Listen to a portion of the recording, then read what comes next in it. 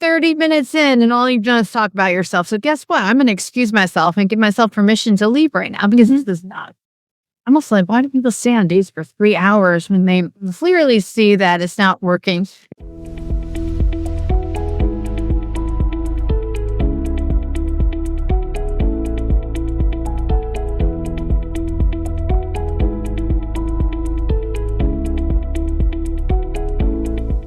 Today's episode of Shrinks on Tap is sponsored by Studio One Printing.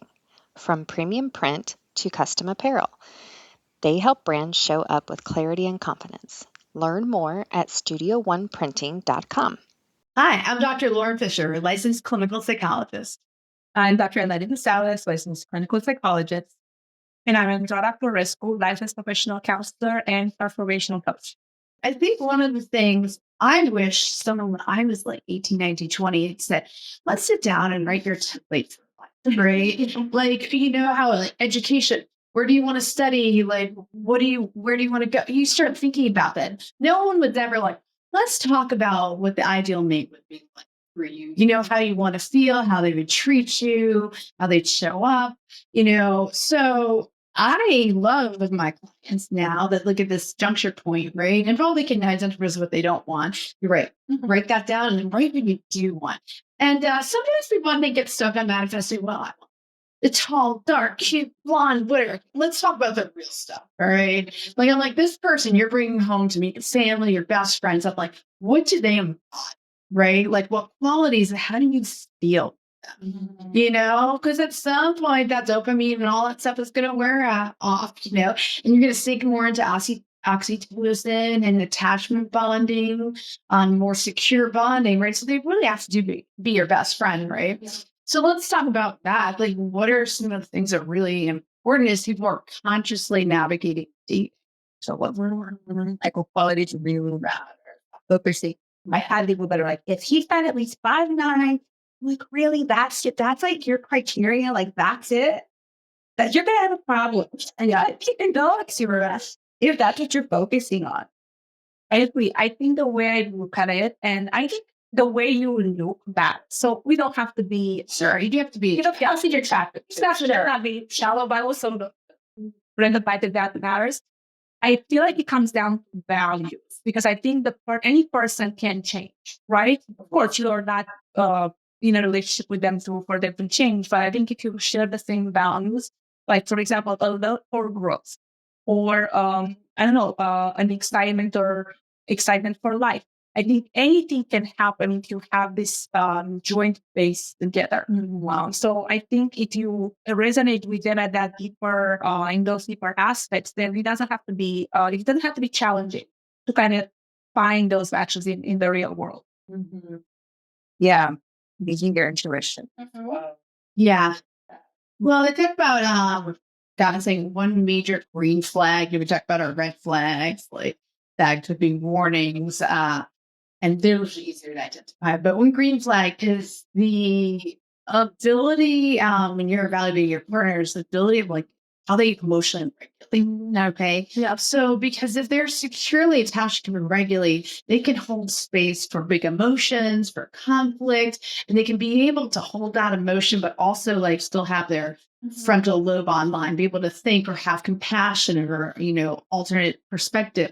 And so I see this because this is the number one thing I think all of us as humans always work on, right? How to regulate our emotions, how do we communicate them? And so there's a lot of fear in relationships. Like I find people saying, I'm afraid to just ask, what's our status? Are we dating other people? Aren't we? And I'm like, why are you afraid to ask that? Well, what if that scares him off? Okay. Or her. And so I think you get to gauge really early on, if you're just speaking your feelings, how can that person like hold, respond, and deal with them? So in a way, a little, even with just speaking your feelings or a little bit of conflict coming up, and it will come up at some point, a little bit of conflict. It's not about there isn't some conflict or conflict will happen, but it's right. It's how we handle it and how we repair world from it. Yeah, handling uncomfortable emotions because there will be, and then handling arguments. Not unhealthy to argue, but be able to have uncomfortable conversations and argue and come to a respected conclusion or agree to disagree. But a lot of times I think people are afraid to have disagreements or afraid of uncomfortable feelings, or we don't talk about that in my family growing up. Like we just overlooked that. So thinking about what your beliefs are, we talked about beliefs before as well in our podcast. But everything you were saying about looking at the big picture of what you want to attract in your life, I think it's so intentional and important. A lot of people don't do that, but let's say you do that. Let's say you do all of them. But then let's say under there, because we always go to the beliefs with all the MDR stuff. Let's say under there's a belief that I'm not worthy. Well, don't actually you get that to get that figured out. That's common. I don't deserve, I'm not worthy. Does that resonate for you? Do you say, I'm not worthy, I don't deserve? I don't care if you got all your money saved up, you bought a house, you got everything together, you know what you want, you made your list, you're manifesting. But at the end of the day, if you don't deserve it and you're not worthy, are you going to bring that into your life? No. Or you should be too, no, it's not going to stick around. But I think that's where you can. So I think if we want to get really specific about how can you have that loving, perfect, full relationship, I think it's by you becoming the person you're seeking, right? And worthiness is the big one, but it can be, like I said, under many other things that you focus on, but do I actually deserve this kind of love, attention, protection, whatever it is? So I think the moment you start looking there and then you chip at that, that's when the right people are coming. You realize, that's the types of people you're not going to attract what you want. You're going to attract who you are. Yeah. Mm-hmm. So we're trying to figure out, I'm going to act like this, or they're going to act. No, you become who you are, and that's what you're going to attract. You're attracting exactly who you are. Yeah, and I think that's very important to have that pause to do the work. And maybe you can do that just by recognizing it and embodying it, visualizing it. But you also maybe can. And that's when you use the psychotherapeutic work. That's what we're here for, right? To help, do the inner work, the reparenting, the reprocessing of earlier patterns, right? So you can step back into what is your truth, which is worthiness, wholeness. Because I'm born worthy. Worthy of love and being taken care of, right? We just, trauma disconnects us from that. And we need to not only in trauma release, so we need to,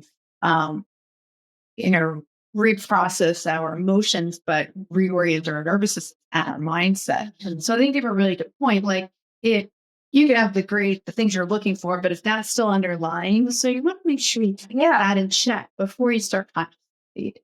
Yeah. The kind of the bottom line is if you want a better relationship, then you have to work on becoming the more whole as a person first, right? Not going out and looking for it outward, going inside and looking for it inward, and then matching that energy. If you're this amazing person who comes around, but you're a mess, why would you want to be? Or vice versa. If you're this amazing person and this person comes along and they're like, that's not what I want. Right? That's not that's not matching with my vibe. Not, but I think that also speaks to the work we can do. So I guess if I'm not looking for something outside of me to take the lack and the separation, right? I'm looking on it from the inside out. I think that means that the same you're mentioning the neurochemical that when you're in love, right? To have dopamine, oxytocin, vasopressin, like all these happy chemicals that make you feel safe and comfortable and connected. There's even, I even know that when we are in love, and it doesn't have to be just romantic love, the neural pathway that focuses on seeing the negative sides in others. Right? There's a judgmental neural pathway that we have that gets deactivated. So we were naturally more trusting, more loving.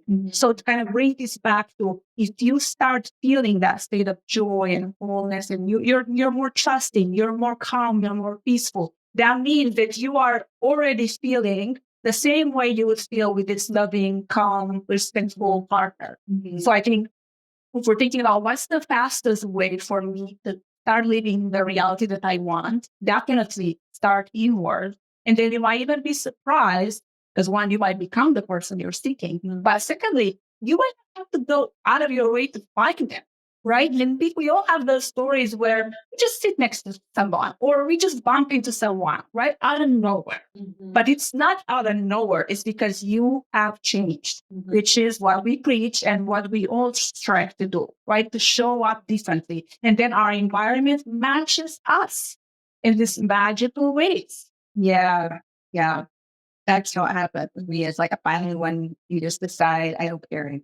I'm just working on myself. I'm still working on myself. Like I'm never gonna get married. I'm never gonna have a boyfriend again. Like, it doesn't matter. I'm over it. I don't care. And then you have it. So I just didn't care. And then that's when it happened. But but because you're intentionally working on yourself and being happy alone. That's how it. And let me ask you something, because something you said was just very interesting to me about the neurotransmitters, how it puts you in this frame of like loving and trusting. And I'm thinking, if you haven't done your work, is this often what we see when people sort of get love bombs and stuff, and they like, some people are like, oh, I see all this, I'm feeling in this, but they're like disregarding all the other shit. Like, all the person didn't show up on time, they're inconsistent, like all the things that are also important, right? Consistent behavior breeds trust. Like, some people were like just kind of almost blind and like That. yeah. Yeah. It's like this concept, like I was talking about earlier, feeling of need or like craving. I just can't. Because I was thinking of the we were talking about doing a podcast on this, the breadcrumbing, the gaslighting, and now there's another one I think called It's like gaslighting and breadcrumbing, and that's combined. Ghosting. It's like ghosting. It's like someone's ghosting you, and then they come back and then they act like they're like, "What are you talking about?"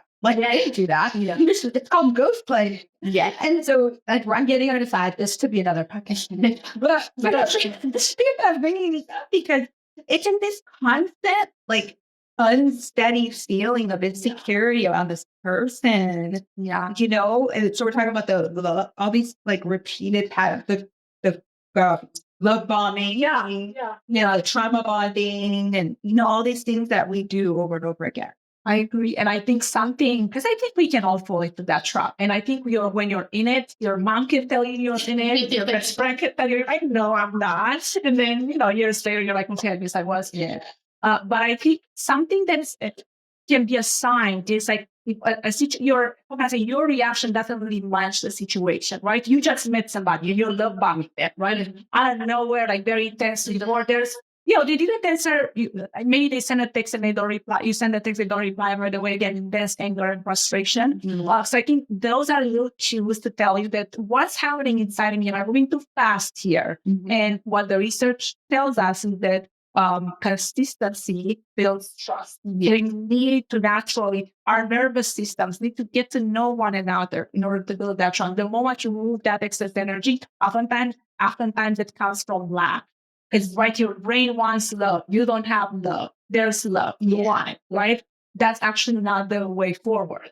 It's actually, can you create that sustainable source of joy and then engage with the world and the partner, right? But you don't have to rely on them first. Because I think that's where those behaviors, then what that means, love bombing. I want to make sure you stay here. So I'm going to tell you why I love you, right? Or anger. I want you to co-regulate with me, right? I want you to tell me, make me feel whole and okay again, right? So it's these dances in attachment that we see, which they all, the bottom line is that I want to stay connected with you, but I have to be connected with myself first. Yeah. The love bombing, I think, is like so common, and I've never seen that work in a relationship. And it's like crap. Yeah, I think the more regulated you are, like, oh, well, it's insane. It's like you are the best thing ever. Like, what feels better than love bombing? But then the crap. And I think I call this crap relationships. There's nothing healthy about crap. But I've never done that. I always been for a while. It's very good for you. Right? But that's a good point. How should people differentiate between healthy love and I'm connected with you, I want to spend time with you, I'm invested in this, versus love bombing? Being differentiated. I think what you're talking about, it's like slow and consistent bulleting. Yeah. It's kind of like, I say, people are like, oh, that's just about 3 days ago. And he's still loving my life. And I'm like, can you grow a tree in a week? Can you grow a plant in a week? No, you can't. You can try, but it's probably going to die. Right. So So I think it's like thinking of what can you plant Mhm. as a seed and then nurture and water and grow with sunlight and then it grows. And then the longer it takes to grow and the more consistent we take care of it, the deeper and stronger it gets. Right? You know, you can't just like bam, and that's my soulmate, and we're gonna get married and then forever, happily ever after. That doesn't really work, in my opinion. Maybe there's an outlier somewhere in the world, but I haven't seen. Yeah. Well, I'm going to use trees. Great metaphor. And that is a, and I often when I ask people like what's their concept of a relational progression, like I never really thought about it. So you have no template, right? So it's like, I don't know, just love them, right? And is it normal for people to say I love you after 3 days and to be planning your future? Right? And I think what you said about the consistency, and that's what breeds trust. Are they continuing to show up? And are you evolving together? Are you continuing to grow together and together? You know, like you said, it's not that you heal each other, like, but we can heal within a relationship that's healthy. You know, our stuff comes up and we're able to say it, speak it, you know, do things of that nature. And that's what I like what you said about, you know, when you do your own work and then you start to embody and become it and you start to visualize it, you know, how do I want to feel? You're starting to embody that state before you're even in that. So when you walk in that first date, you know, your nervous system's chill. How's that person, right? Like, do they make you feel calm? Or they're like, you know, or they're just talking about themselves, or they like shut down, right? So you start to like read this energy and, you know, sensory information, not just your shared values. Do we have things in common? Can we talk? Can I be authentic? Am I at ease, right? So you start evaluating all this information, which, you know, honestly, I think you gather a lot of information in just 2 or 3 dates. I don't think it takes a long time. And it's not that you're going to know all your information, but you're going to be like, okay, do I want to keep investing? Are they meeting my templates over here? You know, because if you have that list, because if you don't, what I see happens is that people just actualize up relationships. Well, this person's a little bit better than that. Yeah. But they're discounting all the negatives. So when we have a good solid template, you have a lot more power to walk in and be like, because you're choosing, right? I think someone would be like, are they going to choose me as a like me? And I'm like, you get to choose. You get to choose. Is this person someone I want to add to my life? Are they adding value? Yeah. And well, I think this, I mean, I kind of make this analogy with my class. I have a few people who one more from life, want to be entrepreneurs. And I'm thinking, can you be the CEO of your dating process, right? That your type is higher, then you're really not just like, yeah, I'll pay you everything you want, right? But then the moments you don't say, they're not really meeting my needs, they're not delivering, then you're done. It's easier when you are able to be present. So if you go subconscious on the first date, but they will do it wrong, right? But once you've done your work and you're able to be present in the moment without judging them or yourself, you're just open and you're hearing what they're saying. That makes it easier after 2-3 days to be like, yeah, that's my person. I want to invest more versus no, that's not my person. And then I have myself. I can also work on building this network around me as I work on finding that partner. And then the process goes way smoother. You don't have those, because I think what I see with clients too, there's the disappointment. There's a lot of excitement when you go into the dating world and then the apps and all the possibilities. And then when you don't find them, go back to this lower place and it takes so long to get back up. So if you're steady, right? Yeah, that process you way faster to get to where you want to be. Yeah, and you're both talking about that shift, the shift between within showing up to a date and saying, is he or she going to like me? And I'm ready enough, smart enough, thin enough, whatever enough, rather than shifting it into, tell me what you've got. Like, Yeah. like, give me what you got. I'm awesome. Let me see if I want to spend any time with you. Like, you know, like, what do you have for me? Yeah. Like, shift the energy into that. Like, Yeah. I think you're worthy of my time. And what about that? We're 30 minutes in and all you've done is talk about yourself. So guess what? I'm going to excuse myself and give myself permission to leave right now because this is almost like, why do people stay on dates for 3 hours when they clearly see that it's not working, you know? But yeah, Like, are you worthy of my time? And this is like an aside, but if they're not nice to disturb her, oh yeah. Big red flag. Big. Oh, just leave. Like, we're done here. I don't know. That's like a whole other matter. How do you others? Yeah. And it's the dating process, like, and I do understand, especially in the DC area. I hear all the stories. Dating is not easy. People are doing all kinds of crazy behaviors. But, from the moment that person makes contact with you, with the way they talk to you, the way they respond, the way they show up, do they show up on time? Do they care, right? The way they're communicating, you're getting how do they treat servers? There's just so much information you're gathering. So just keeping a wide lens of active observation can be very helpful. And I think we're trying to kind of nitpick and kind of give you strategies and ways to look at it. But I think it comes down even the way you look at it. How do they speak to the server? I think the way you do anything is the way you do everything. Right. So you get, once you're able to really take that in their behavior, you notice that the way they smile at you, the way they withdraw, or like the way they shy away from a question, that is who they are. They're just kind of giving it to you on a plate. So if you're able and we're asking just for 3 days, if you're able to stay focused and present for 3 days, that will, let's say, 5 hours, right? Yeah, that's such valuable information at the beginning because we try to show our best self, but the real self comes through. Yeah, I'll also say, for some reason, 6 months is like I can't substantiate that by research, but you think people can keep up a certain level of being, and then it's like all this defensive breakdown. This is me. That's 6 months, right? But time shows. But it's really nice when people show themselves, and often they do really early on. It's like Oprah says, when people show you who they are the first time, believe them. Yeah, that's it. So yeah, and then don't fall in love with the possibility. I guess create a possibility, but don't fall in love with the possibility of why they might change this or they might become different. No, this is what it is. Accept it, and then if that's not what you want, you recreate something different. Yeah, you're gonna get, if you get married, you're gonna get what you got and worse, because things only get because the representative that Chris Rock says that we send the representative to the date, and then the representative leaves after about a year, 6 months or a year, and yeah. So how do we wrap this up? What's the takeaway? Well, I will say that again, going back to what we were talking about earlier, if you want to meet the one, become the one.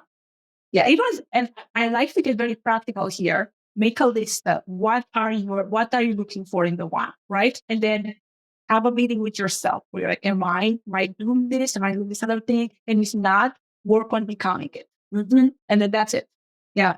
You become the one. Work on yourself, find worthy I deserve. And engage with your community, because I feel like there's a lot of it's the same love, the same connection. It's just more of it. And then the one comes along. And then you're ready. And you're ready. And then you walk down the aisle with the right dress and the right person.